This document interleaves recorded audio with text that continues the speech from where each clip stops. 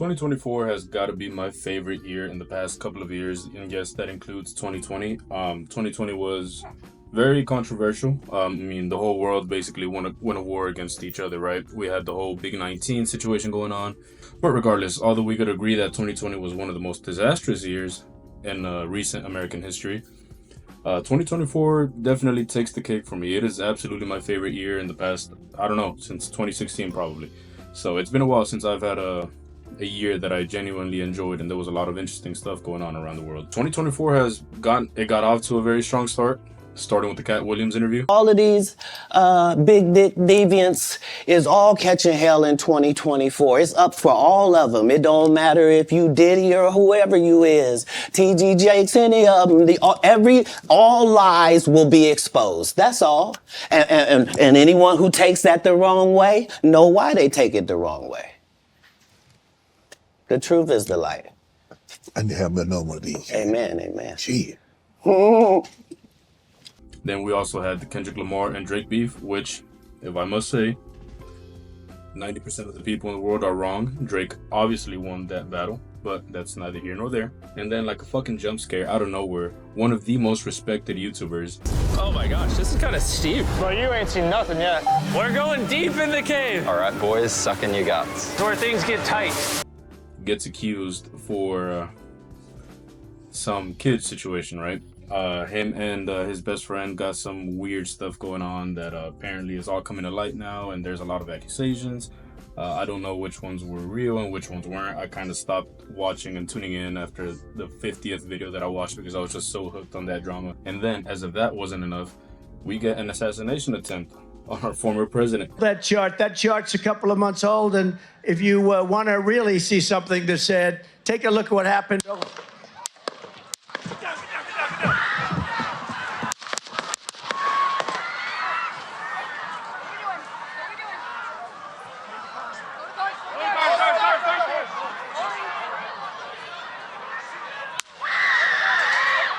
Now, if an attempt on a U.S. former president wasn't enough, we get one of the biggest bombshells in the past, I don't know how many years, which was the whole Diddy allegations coming out. Right. Just, so if you don't have what they need, they're gonna leave. Right. Gotta keep them there. Right. You need locks on the doors.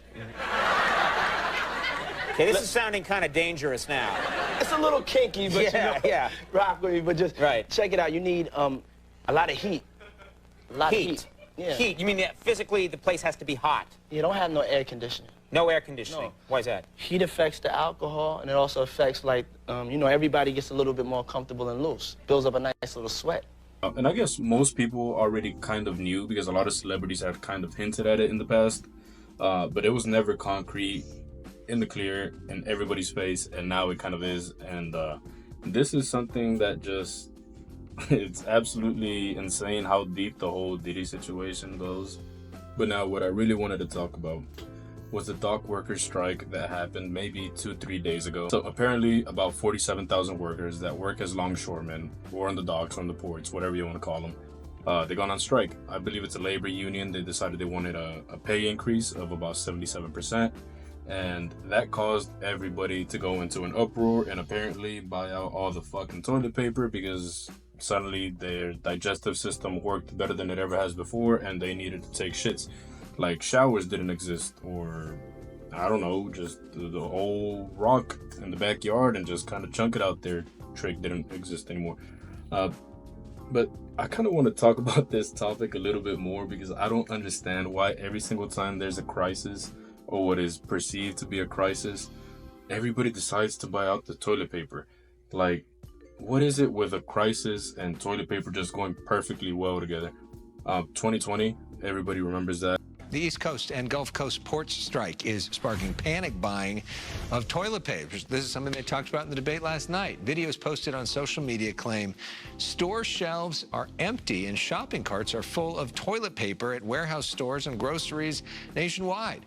Experts have warned of price hikes and shortages because of the strike impacting East and Gulf Coast ports.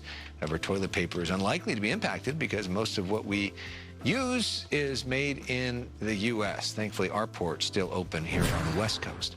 Some manufacturers and retailers are urging the president to invoke the Taft-Hartley Act to suspend that strike. That law authorizes the president to seek a cooling-off period for companies and unions to try to resolve their differences. However, President Biden has said he will not intervene. 45,000 dock workers are on strike, demanding a 77% raise and a ban on automation. Union says there's been no new contract negotiations. And now that a labor union decides they want higher pay, and it happens to be dock workers, and apparently everybody thinks that everything gets imported from all over the world and we just don't manufacture anything, people decide to run to the toilet paper aisle and just completely buy everything out. The funny thing about that is the labor union and the operators decided to come to a deal to postpone the strike until January 15, and they would come to a conclusion about the pay raise then. And it looks like they will be getting around a 66 to 67% pay raise. But the good thing is the strike is delayed. Now, the first thing everybody's going to want to go do is return all of the toilet paper that they bought, because I'm sure they spent a bunch of money on it. And that to me brings up a bigger issue is, so earlier when I went to Walmart, we went through the baby aisle, the baby formula aisle, and it was basically completely gone. Like, you can't get any even if you tried. From what I've read, at least, I mean, correct me if I'm wrong, baby formula is not affected at all by this strike. There is a lot of it that is manufactured here at home. Toilet paper, for example, I read that about there was two different numbers that I saw. 85%, 99% of it is all produced here domestically. It is all manufactured in the United States. So some of the things that are going to get affected by this are like electronics, bananas, car parts. Now, unless you have a huge obsession with eating bananas, then hey, I get it. This is tough times for you. By all means, go to Walmart and buy as many bananas as you need. All it takes is a 10-second Google search and you can find everything that is going to be affected by the strike. I mean, you don't got to go out and spend all of your money to buy all of the toilet paper. And then the worst part about it all is you're always going to see this. They're going to go on Marketplace. Facebook Marketplace is going to be these 40, 50, 60 fucking year olds that can't even wipe their own ass anymore. They need somebody to do it for them. And they're going to go post it all on Marketplace and on OfferUp. They're going to sell it like crazy again. And they're going to upcharge it. Because that's what a lot of these people do. What a lot of these people do, the reason they go out and buy everything in bulk is really just because they want to make money. They go back to their garage and they have a garage sale, and there you go. There's a fucking Giza pyramid of toilet paper right there, and each roll is going to cost you $7.25. And if you get there later when supply is running out, you're going to be paying $15 a roll. I just don't understand it. I mean, I get it. People want to make money or people want to stock up, but toilet paper, with so many alternatives, like how about you shower after you shit if you run out of toilet paper? I don't know, you probably shouldn't even be using toilet paper alone. If you're using toilet paper alone to wipe your own ass, then yeah, you probably need to take some more showers, because toilet paper alone does not do the trick.